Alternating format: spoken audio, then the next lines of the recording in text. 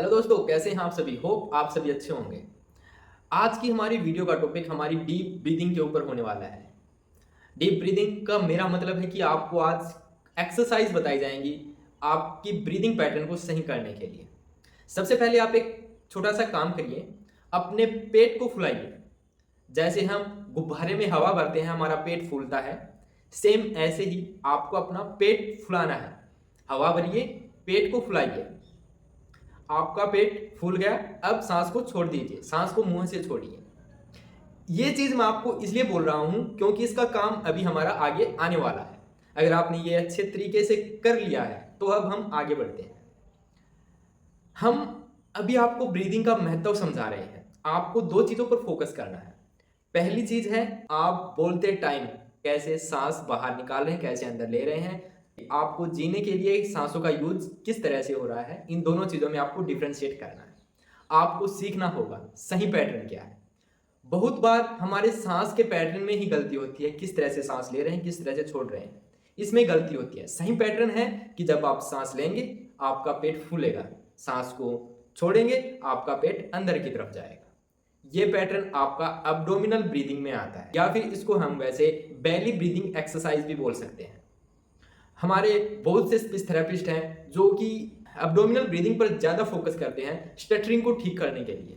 Stuttering यानी stammering, Hindi में इसे हकलाना या अटक अटक करके बोलना भी बोल देते हैं। किस तरह से ब्रीदिंग हमारी वर्क करती है, आपका ब्रीदिंग का पैटर्न कैसे बनता है, कैसे आपकी आवाज़ प्रोड्यूस होती है, आपको स्टैमरिंग ज़्यादा कब, क्यों और कैसे होती है, इस चीज़ के ऊपर अभी हम बात करेंगे।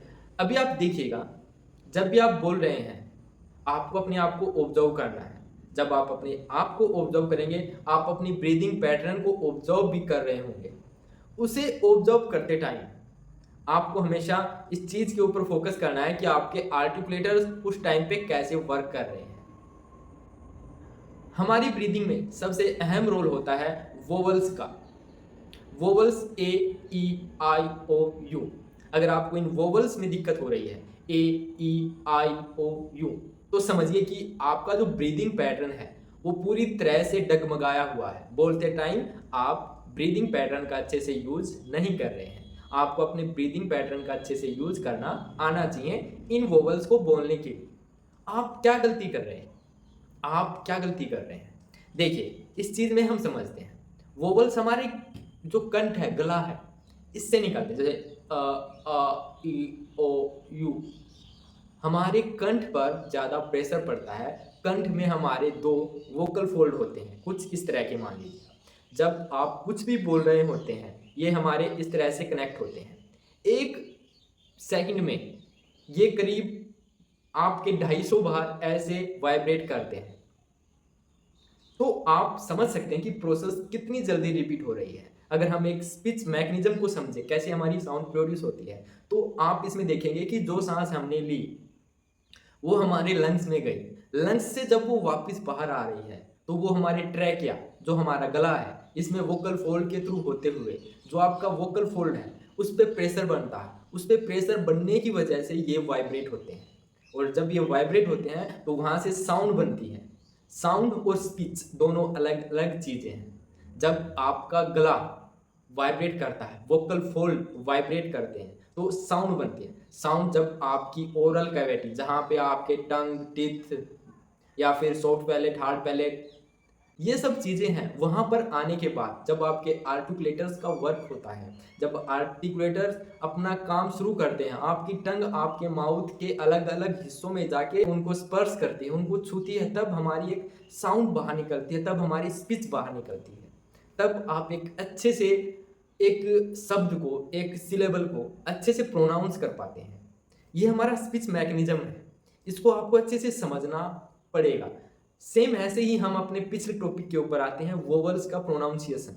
जब आप वोवल्स बोलते हैं ए, ई, आई, ओ, यू, तो आपके गले में जो वोकल फोल्ड हैं वो वाइब्रेट होते हैं, तो वोकल फोल्ड आपके ओपन रहते हैं, जिसकी वजह से एक साउंड बाहर निकलती है।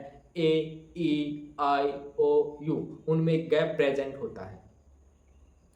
आपको यही चीजें महसूस करनी है। अब आपको स्टैमरिंग में ब्लॉकेज आ रहे हैं, आपको वोवल्स में दिक्कतें हो रही हैं, तो आप क्या करेंगे। आपको ब्लॉकेज आ रहे हैं, आपको महसूस करना होगा क्यों ब्लॉकेज आ रहे हैं? जब आप ये चीज़ें बोल रहे हैं, आपके गले में कहाँ पे खिंचाव हो रहा है? कहाँ पे आपके गले में दिक्कत आ रही है? आपको अपने आप को ऑब्ज़र्व करना होगा, महसूस करना होगा। मैंने आपको अपनी पहली वीडियो में बताया था कि अपने आप को ऑब्ज़र्व करना ही एक स्पीच थेरेपिस्ट के जैसा वर्क करना है अपने आप के ऊपर। आप अपने आप के एक स्पीच थेरेपिस्ट आसानी से बन सकते हैं अगर आप अपने आप को ऑब्ज़र्व करना सीख जाएँगे बोलते टाइम, किस तरह से बोल रहे हैं और अपनी साँसों पर ध्यान देने लग जाएँगे, कैसे आप साँस ले रहे हैं, कैसे छोड़ रहे हैं। मैंने जो आपको ब्रीथिंग पैटर्न बताया, साँस लेते टाइम आपका पेट फूलना चाहिए। कुछ ऐसा होता है कि जब हम साँस लेते हैं, तो हम अपने शोल्डर्स को उठाते हैं, जैसे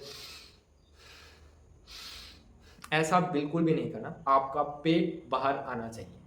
सिर्फ़ और सिर्फ़ आपका पेट बाहर आए और कुछ भी आपको नहीं करना है, आपका पेट बाहर आएगा तो आप अच्छे से साँस ले पाएँगे, अच्छे से छोड़ पाएँगे। साँस आपको नाक से लेनी है, पेट फूलना चाहिए, मुँह से साँस को छोड़ना है, अपने आप को ऑब्ज़र्व करना है, कैसे साँस ले रहे हैं, कैसे छोड़ रहे हैं। हमको ब्लॉकेज आने में सबसे अहम रोल हमारा ब्रीदिंग का होता है, हमें ब्लॉकेज आ जाते हैं क्योंकि साँस हमारे पास में अंदर बचती नहीं है, वैसे हम बोल पाते नहीं हैं, तो एक तरह से हमें ब्लॉकेज आते हैं। तो उस ब्लॉकेज को ठीक करने के लिए आपको अपना स्पीच पैटर्न सही करना होगा और साथ ही साथ आपको ये ऑब्जर्व करना है कि क्या मैंने बोलने के लिए जितनी सांस लेनी चाहिए उतनी सांस ली है। अगर आपने बोलते टाइम इस चीज़ को ऑब्जर्व कर लिया कि बोलने के लिए जितनी सांस की ज़रूरत होनी चाहिए, जैसे आपको 2 या 3 अक्षर बोलने हैं, तो उन 2 या 3 को बोलने के लिए आपको प्रॉपर जो हवा चाहिए, जो ऑक्सीजन चाहिए, जो एयर फ्लो चाहिए, आप इसको कुछ भी मान सकते हैं, वो आपने प्रॉपर लिया है या नहीं लिया, इस चीज़ के ऊपर आपको फोकस करना है। अगर आपका ब्रीदिंग पैटर्न सही हो जाता है बोलते टाइम, तो 50% तक आपकी जो स्टटरिंग है वो गायब हो सकती है। तो इसलिए अपने ब्रीदिंग पैटर्न को सही करिए। ब्रीदिंग पैटर्न सही तभी होगा जब आप बार-बार इसकी प्रैक्टिस करेंगे। ज़रूरी नहीं है कि आज आप आराम से ब्रीदिंग अपना पैटर्न सही कर रहे हैं। आप अच्छे से साँस ले रहे हैं, पेट फूल रहा है, मुँह से बाहर छोड़ रहे हैं। वो मायने नहीं रखता है। बोलते टाइम लोगों के सामने जा रहे हैं तब आप उस ब्रीदिंग पैटर्न को मैनेज कर पा रहे हैं नहीं, वो चीज़ मैटर करती है। और ये चीज़ आपकी बार-बार प्रैक्टिस करने से आएगी। ये चीज़ आप बोलते टाइम जब ब्रीदिंग का यूज़ करना सीख जाएँगे तब आएगी। स्टैमरिंग एक दिन में ठीक होने वाली चीज़ नहीं है, इसके लिए आपको इसको टाइम देना पड़ेगा। किस तरह से आपकी ब्रीदिंग पैटर्न यूज़ हो रहा है। चीज़ ध्यान में रखिए, साँस लेने के लिए, जीने के लिए अलग पैटर्न होता है, बोलने के लिए अलग पैटर्न होता है। दोनों में आपको डिफरेंशिएट करना पड़ेगा। साँस ले रहे हैं जीने के लिए, तो आप मुँह बंद करके भी आसानी से साँस ले रहे हैं, छोड़ रहे हैं। लेकिन जब आप बोल रहे हैं तो आपका मुँह ओपन है, मुँह ओपन होते ही आपका ब्रीदिंग पैटर्न चेंज हो जाता है। उस पैटर्न को आपको सीखना है, किस तरह से हवा बाहर आ रही है किसी भी पर्टिकुलर अक्षर को बोलने में, वर्ड को बोलने में, शब्द को बोलने में, वो चीज़ आपको सीखनी पड़ेगी।